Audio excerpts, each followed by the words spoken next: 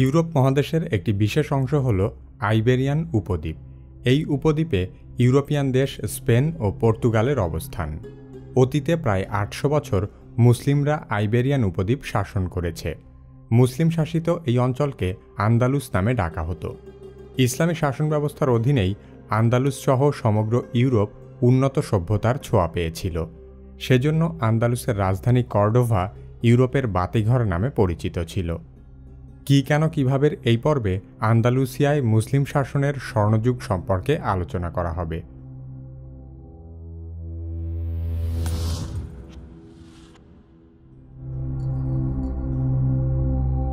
সপ্তম শতকের প্রথম দিকে রডারিক নামের এক অত্যাচারী খ্রিস্টান শাসক স্পেন শাসন করত।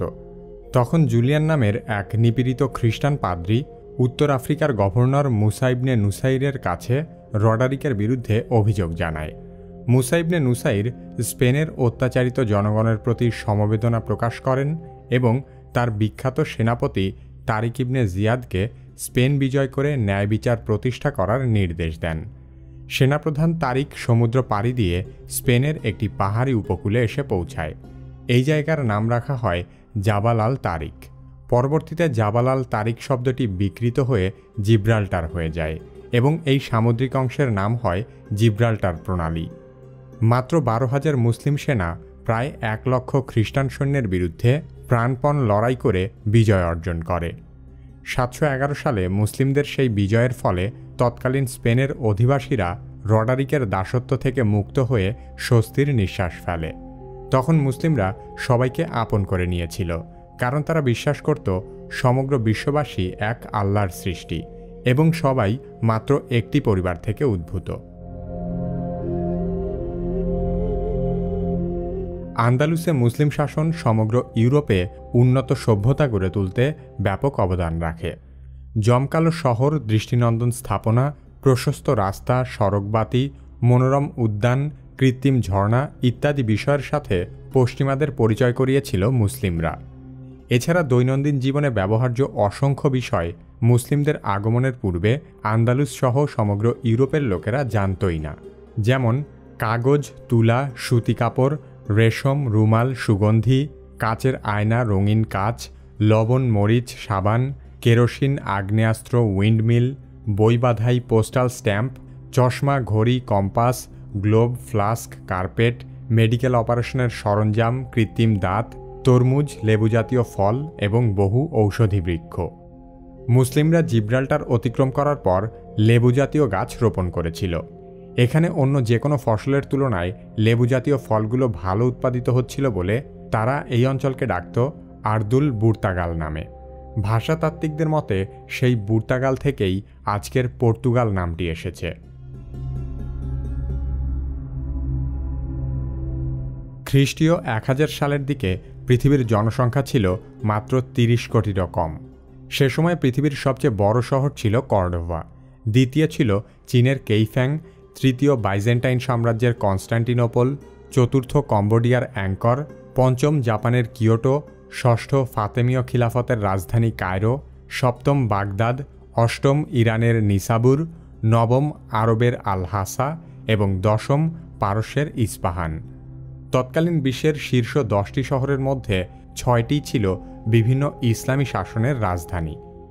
মুসলিমদের স্থাপিত উন্নত শিক্ষা ব্যবস্থা, গ্রন্থাগার এবং সাংস্কৃতিক অবকাঠামো থেকে স্প্যানিশরা ব্যাপক উপকৃত হয়। বস্তুত আন্দালুস ছিল তৎকালীন বিশ্বের আন্তর্জাতিক জ্ঞান বিজ্ঞান চর্চা ও গবেষণার প্রাণকেন্দ্র। আজকের যুগে মানুষ যেমন ইউরোপ ও আমেরিকায় উচ্চতর শিক্ষা গ্রহণের জন্য যায়, তখনকার যুগে মানুষ উন্নত শিক্ষা অর্জন করতে ইসলামিক শহরগুলোতে ভিড় করত। বিশেষ করে দূর দূরান্ত থেকে শিক্ষার্থীরা আন্দালুসের মুসলিম বিশ্ববিদ্যালয়গুলোতে পড়তে আসত। সেসব শিক্ষার্থীদের মধ্য দিয়েই মুসলিমদের জ্ঞান ও উদ্ভাবন সমগ্র ইউরোপ তথা বিশ্বে ছড়িয়ে পড়ে। Algebra, geography, geology, biology, botany, zoology, cartography, chemistry, cardiology, dermatology, ecology, embryology, gynaecology, physiology, medicine, medical ethics, meteorology, mineralogy, orthopaedics, pathology, parasitology, pharmacology, psychiatry, psychology, toxicology, urology emergency medicine, ethnography, horticulture ইত্যাদি বিষয়ে মুসলিম পণ্ডিতদের অধীনে উন্নত শিক্ষা দান করা হতো। এত সব জ্ঞানের অধিকাংশ শাখার জনকও ছিল মুসলিমরা। শুধু ইসলামী শিক্ষাই নয়, তারা অ্যারিস্টটল, সক্রেটিসের মতো অমুসলিম মনীষীদের জ্ঞানও শিক্ষার্থীদের মাঝে ছড়িয়ে দিয়েছিল। আধুনিক সভ্যতা গড়ে ওঠার ক্ষেত্রে প্রাচীন মিশরীয়, গ্রিক, ভেনিসীয় সভ্যতার গুণগান প্রচার করা হলেও মুসলিম সভ্যতার তেমন কোনো স্বীকৃতিই নেই। 1000 সালের পৃথিবীর সবচেয়ে বড় মহানগর কর্ডোভায় প্রায় 2 লক্ষ বাড়ি, 6000 মসজিদ, 9টি পাবলিক বাথ, 50টি হাসপাতাল এবং বিশাল বিশাল বাজার ছিল। সে সময় কর্ডোভায় প্রায় 15,000 তাঁতি ছিল, যারা উন্নত মানের বস্ত্র তৈরি করত। তৎকালীন সময়ে ইউরোপের সবচেয়ে বড় উপাসনালয় ছিল কর্ডোভা মসজিদ। সেই যুগের কর্ডোভার মসজিদগুলোর নকশা আজও সারা পৃথিবীতে অনুসরণ করা হয়। তখন ইউরোপ সহ পৃথিবীর বিভিন্ন অঞ্চলে ছিল অন্ধকারাচ্ছন্ন, কিন্তু কর্ডোভা ছিল এক আলোকোজ্জ্বল শহর। শহরের যে কোনো দিকে গেলেই আলোকিত রাস্তা চোখে পড়ত। শহরের ভেতরে পানি সরবরাহের ব্যবস্থা ছিল অত্যন্ত চমৎকার। কর্ডোভা ছাড়াও স্পেনের মুসলিমরা গ্রানাডায় জমকালো এক প্রাসাদ নির্মাণ করেছিল, যার নাম কাসার আলহামরা। এই আলহামরা প্রাসাদটি বর্তমানেও পৃথিবীর এক বিস্ময় হিসেবে বিবেচিত। আন্দালুসে জ্ঞানের চর্চা এতটাই সুবিস্তৃত ছিল যে তৎকালীন খলিফার ব্যক্তিগত লাইব্রেরিতেও 4 লক্ষের বেশি বই ছিল।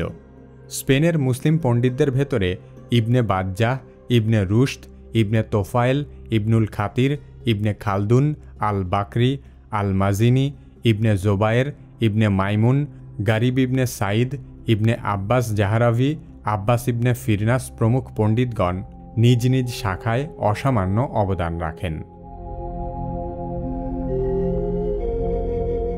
স্প্যানিশরা মধ্যযুগে যে শক্তিশালী নৌশক্তিতে পরিণত হয়েছিল তার পেছনেও মুসলিমদের অবদান রয়েছে, কারণ জাহাজ নির্মাণ শিল্প এবং বৈশ্বিক ব্যবসা বাণিজ্য স্প্যানিশদের মুসলিমরাই শিখিয়েছিল।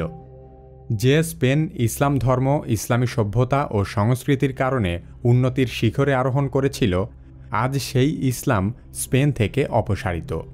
যাদের কারণে তারা উন্নতির শিখরে আরোহণ করতে পেরেছে তাদের প্রতি ন্যূনতম কৃতজ্ঞতাবোধটুকুও নেই, বরং ইসলামকে স্পেনের মাটি থেকে মুছে ফেলতে সকল রকমের অপচেষ্টা করা হয়েছে। স্পেনে মুসলিম শাসনের অবসানের পর খ্রিস্টানরা অবশিষ্ট মুসলিম নাগরিকদের উপর ব্যাপক ধ্বংসযজ্ঞ চালায়।